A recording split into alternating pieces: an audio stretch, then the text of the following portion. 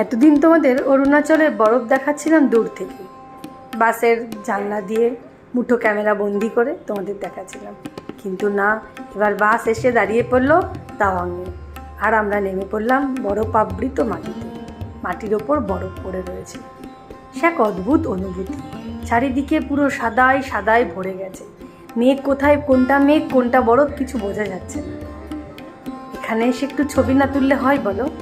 ছবি তুললাম আমরা, আর বরফ, সে বরফ নিয়ে যে কি মাখামাখি, কি বরফ ছোড়াছড়ি, সে তো তোমাদের পরের ভিডিওতে তোমাদের দেখাচ্ছি।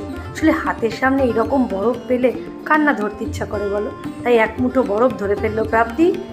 কোথায় আর লাগে হাতের হাত মোজা, সব খুলে ফেলে দিয়েছি, হাত মোজা টুপি সব খুলে ফেলে শুধু বরফকে দেখছি, বরফকে ছুঁয়ে স্পর্শ করছি।